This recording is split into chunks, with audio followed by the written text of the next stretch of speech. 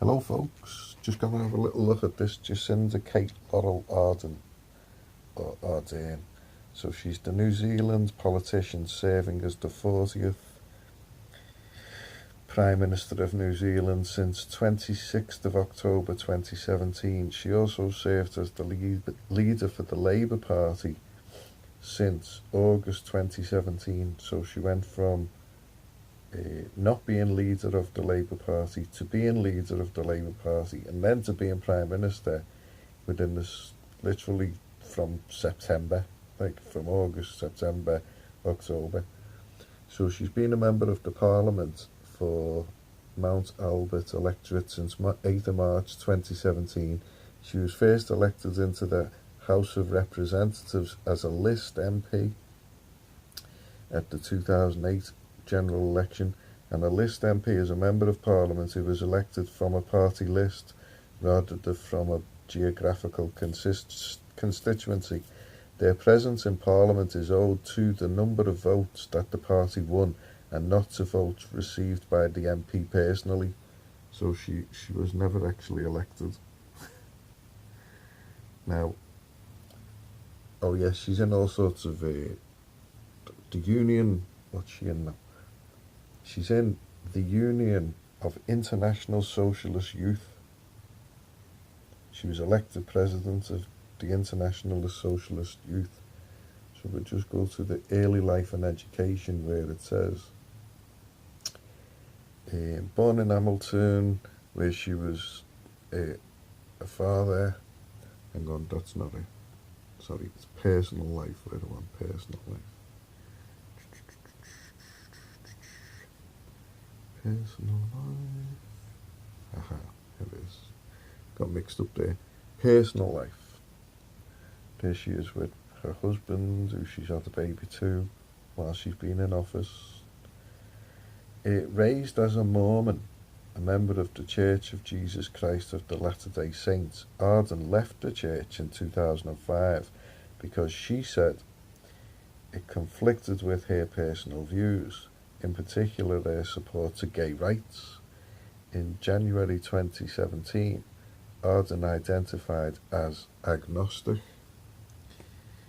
Now, it does say her political views.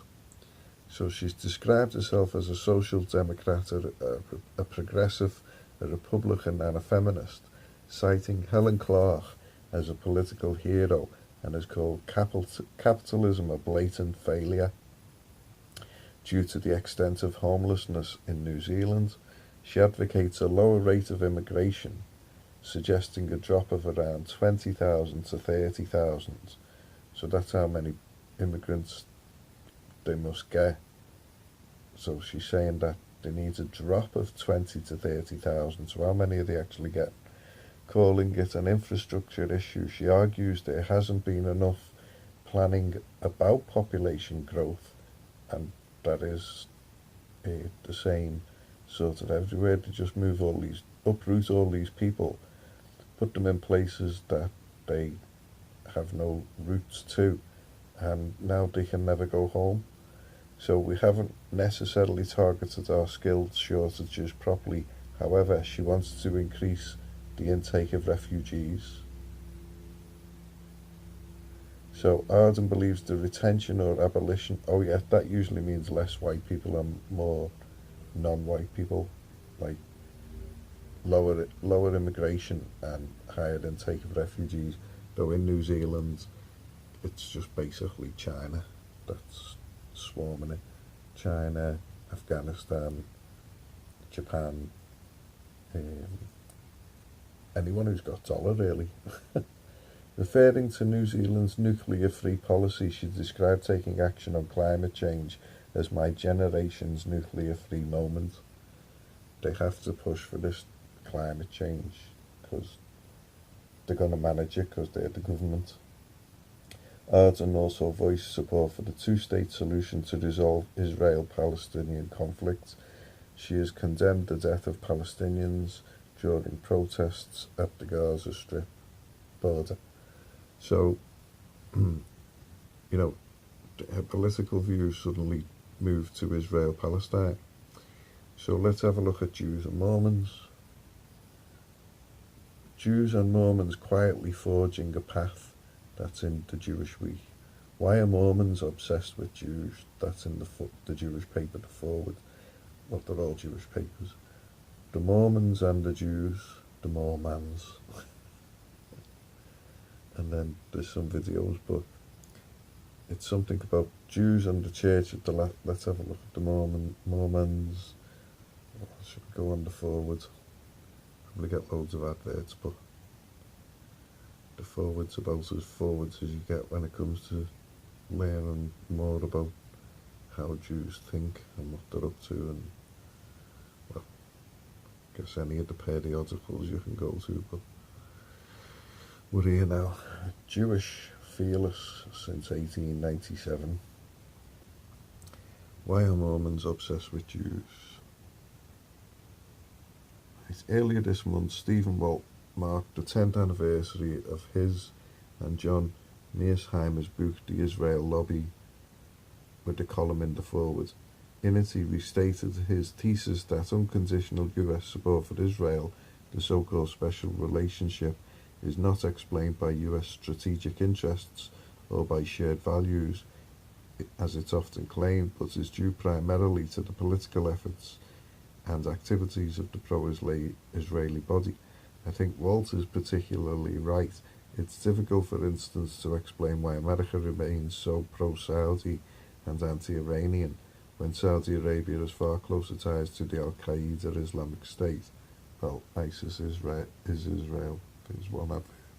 Probably get loads of them. A group terrorists who have struck the United States, which was obviously Israel, did 9/11. And Saudi Arabia have never said Israel did 9/11, even though they've got such strong ties to Al-Qaeda. What's going on with this stupid...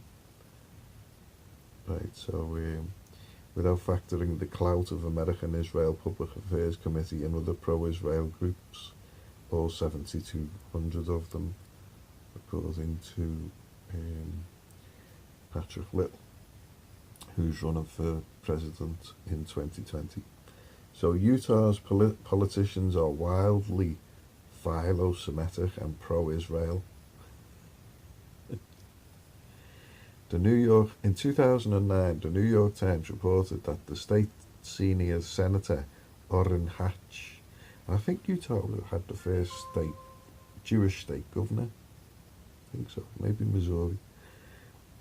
So the Times reported that the state senator, Orrin Hatch, wears a mezuzah around his neck and keeps a Torah scroll in his office. He's also recorded a song about Hanukkah. Utah's junior senator, Mike Lee, denounced Barack Obama for proposing a two-state solution based on the pre-1967 lines, and in 2016 posed for photos with a settler leader in Hebron. So a trip to Zion National Park with its narrow ravines and breathtaking red, orange and pink sandstone cliffs helps explain why members of the Church of the Latter-day Saints or Mormons comprise 60% of Utah's population. But what's not really spoken of is that during the American Civil War in the 1860s, was it? The Confederacy versus the Union. Both Confederates and Union having prominent Jews behind the ranks, and Abraham Lincoln obviously then being assassinated. I think that was he assassinated by a Jew, an anarchist Jew. So, anyhow, during that time, a lot of the cotton used to be sent to England, and it was in the mill towns. It was processed, in the factories where they had like the child workers who aren't slaves, or the child workers who aren't abused, or these child workers who no one points to. So half a million people starved during this war in America that affected Britain, because Britain, or at least in the north, because of the cotton, they were pro the South. So there was conflict because obviously, who's making all the money on the cotton? Well, we know today who all the shippers are. So all the shippers, all the cotton, all the slaves, again, all points to Jews. Now, when Joseph Smith was assassinated in the prison cell, a guy took over. I can't remember his name off the cuff. Let me just have a look, quick look. But he's really prominent and he looks like a Jew. And he sent missionaries to Preston, and they rounded up 85,000 Mormon people to go to Illinois, I think it was, and they pioneered a path to Utah because there wasn't really that many Mormons at that time, even though Joseph Smith was gathering loads of support and was actually running for presidency when he was assassinated, when he was arrested and assassinated. I think it was in Missouri. That was where there was a big fracas, and the Mormons had to leave Missouri, hot-footed out of there. Smith was arrested. There's Joseph Smith there.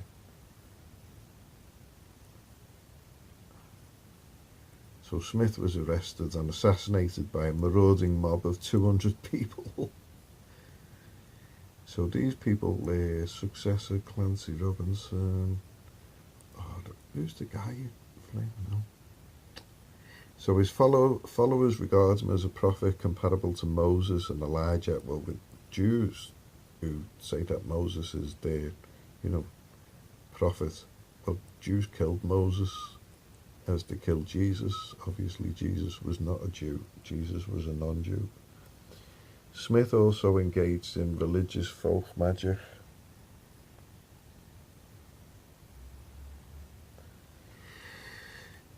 Both his parents and maternal grandfather reportedly had visions or dreams that they believe communicated messages from God. Well, there's certainly nothing wrong with communicating with God in any shape or form. Now, founding a church. Who's the fella who took over? Begins with B. Anyway, he was the one who, basically changed Brigham. That's it. Brigham Young and Brigham Hard. That's Brigham Young.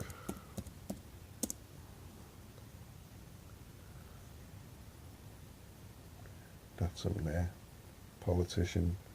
Young was American religious leader, politician and settler. He was the second president of the Church of the Latter-day Christ thing from 1847 until his death in 1877, and he founded Salt Lake City. So that was the one.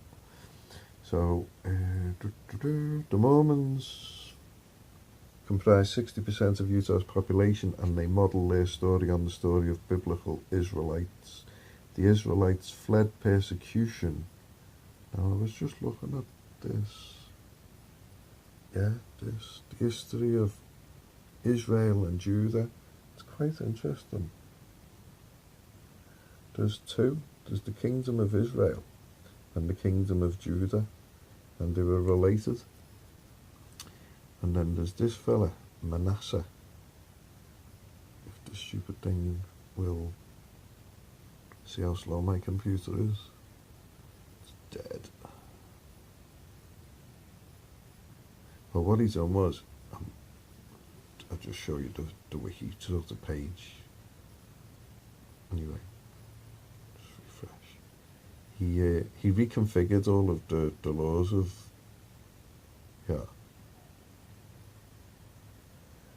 religious policies. There are three aspects of Manasseh's religious policy which the writer of Kings considered deplorable. The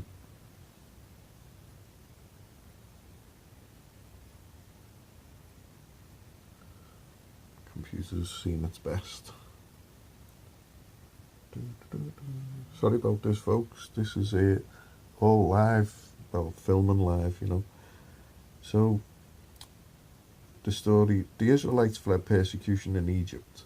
The Mormons fled persecution in Illinois and Missouri, like I was just saying, whose governor in 1838 issued an executive order declaring that they must be exterminated or driven from the state if necessary. Notre Dame political scientist David Campbell, author of Seeking the Promised Land, Mormons and American Politics, notes that while fleeing west, Mormons organized themselves on the model of Moses in the wilderness. A biography of their leader Brigham Young is actually called American Moses.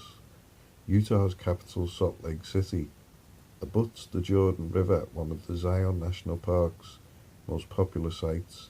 Three massive cliffs abutting one another is called the Court of the Patriarchs, and Mormons don't identify with only the biblical Israelites' journey to the Promised Land. They identify with the modern Zionist story too. In the 1830s, decades before Theodore Herzl's birth, Mormon leader Joseph Smith instructed a disciple named Orson Hyde to go to Jerusalem, the land of thy fathers, and be a watchman unto the house of Israel. Well, where is it? Is it Luke? Luke 26, I think. 27. No, 28. Right. Oh, so Luke 19:27. But those enemies of mine who did not want me to be king over them, bring them here and kill them in front of me. Right. Now watch this. After Jesus said this, he went on ahead, going up to Jerusalem. So, you know, Jesus didn't like Jews. Jews definitely didn't like Jesus. No matter what Jews tell you, well, go ask a Jew about Jesus, how much he cared for them, and see how much their top lip curls. So according to Kings, Manasseh reversed the centralizing forms of his father, Hezekiah, and re-established local shrines, possibly for economic reasons. He restored polytheistic worship of Baal and Asherah in the temple and sponsored the Assyrian astral cult throughout Judah. And there's no link for the Assyrian astral cult. So zealous was he in his worship of the foreign gods, he is said to have participated in the sacrificial cult of Moloch, which consisted of sacrificing young children or passing them through fire. His reign may be described as reactionary or revolutionary in relation to his father's, and King suggests that he may have executed supporters of his father's reforms. During Manasseh's half-century, the popular worship was a medley of native and foreign cults, the influence of which was slow to disappear. So that's Manasseh, and that's the history of ancient Israel and Judah. So it says that like they became, you know, like together or something. It's a bit weird, like one's a client state, but we'll just go into it. The Kingdom of Israel and the Kingdom of Judah were related kingdoms from the Iron Age period of the ancient Levant. The Kingdom of Israel emerged as an important local power by the 10th century BC. See the way Jews have changed before Christ to before the Common Era. Before falling to the Neo-Assyrian Empire in 722 BC, Israel's southern neighbour, the Kingdom of Judah, emerged in the 8th or 9th century. So when was Manasseh? Manasseh would be 669, no?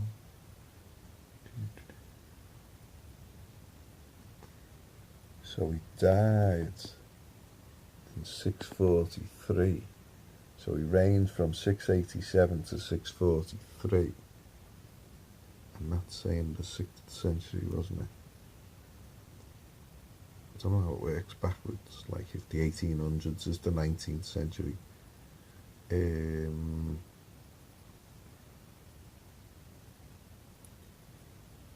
So the Kingdom of Israel emerged as an important local power by the 10th century BC, before falling to the Neo-Assyrian Empire in 722 BC. Israel's southern neighbour, the Kingdom of Judah, emerged in the 8th or 9th century and later became a client state of first the Neo-Assyrian Empire and then the Neo-Babylonian Empire.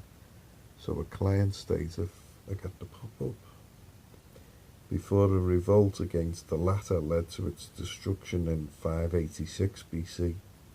So 586 BC is after. Client state is a state that is economically, politically, or military subordinate to another more powerful state in international affairs. Types of client states include satellite state, associated state, puppet state, neo-colony, protectorate, vassal state, and tributary. Funny how it doesn't mention enclaves there. Just saying. Following the fall of the Babylon to the Achaemenid Empire, I bet I said that wrong, Achaemenid Empire, under Cyrus the Great. In 539 BC, some Judean exiles returned to Jerusalem, inaugurating the formative period in the development of a distinctive Judahite identity in the province of Yehud Medinata. During the Hellenistic Classic period, Yehud was absorbed into the subsequent Hellenistic kingdoms that followed the conquests of Alexander the Great. And Alexander the Great has descendants who are stuck somewhere in, is it Azerbaijan or something, in the is it the Kush valleys or some valley up there of the last remaining Macedonians of the bloodline of Alexander the Great. And they say it's because they're so remote up in the mountains that, they've managed to survive there. So in the 2nd century BC, the Judeans revolted against the Seleucid Empire and created the Hasmonean kingdom. This, the last nominally independent kingdom of Israel, gradually lost its independence from 63 BC with its conquest by Pompey of Rome, becoming a Roman and later Parthian client kingdom. Gnaeus Pompeius Magnus, usually known as English as Pompey or Pompey the Great, was a military and political leader of the late Roman Republic. He came from a wealthy Italian provincial background, and his father has been the first to establish the family among the Republic, because remember there was a Republic before an empire. So becoming a Roman and later Parthian client kingdom, following the installation of client kingdoms under the Herodian dynasty, the province of Judea was racked by civil disturbances which culminated in the First Jewish-Roman War, the destruction of the Second Temple, and the emergence of Rabbinic Judaism and early Christianity. Early Christianity, or the early church, covers the period from its origins until the First Council of Nicaea. And isn't that a bit like the Egyptian eye? Let's see what Rabbinic Judaism has got no icon. But what was interesting, let's see, Christian, this is good, like it's good information about, they say Theodore Herzl came up with this idea of a return to Zion. Actually, if you read the wiki page, it goes back much further than that, and it doesn't even say it there on the Google page, but see what you think. Christian Zionism is a belief among some Christians that the return of Jews to the Holy Land and the establishment of the State of Israel in 1948 were in accordance with Bible prophecy. The term began to be used in the mid-20th century, superseding Christian restorationism. Traditional Catholic thought did not consider Zionism in any form. However, Christian advocacy grew after the Protestant Reformation. So the Protestant Reformation was around the 16th century, so 1517 was when Martin Luther wrote his thesis. So, in support of a restoration of the Jews, a contemporary Israeli historian suggests that evangelical Christian Zionists of the 1840s passed this notion into Jewish circles, and it's got the little exclamation marks there. While Jewish nationalism in the early 19th century was widely regarded with hostility by British Jews, some Christian Zionists believed that the gathering of the Jews in Israel is a prerequisite for the second coming of Jesus, and that's what Christian Zionists have been sold. The idea has been common in Protestant circles since the Reformation that Christians should actively support a Jewish return to the land of Israel, along with the parallel idea that Jews ought to be encouraged to become Christians as a meaning of fulfilling the biblical prophecy. Well, that brings in your Mormonism, doesn't it? I'll just show you the Mormon church in Preston, which is where they took 85,000 people. Preston, England. Let's go to images.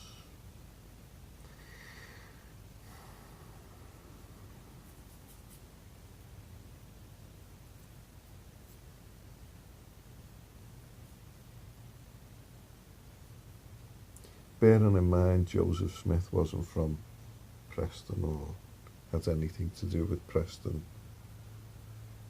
Again, Brigham Young sent people over to where the people had been starving and rounded them up to become the Mormons that we know today, which have split, haven't they, from fundamental Mormonism to, I don't know if it's called modern Mormonism, but it's certainly not Joseph Smith Mormonism.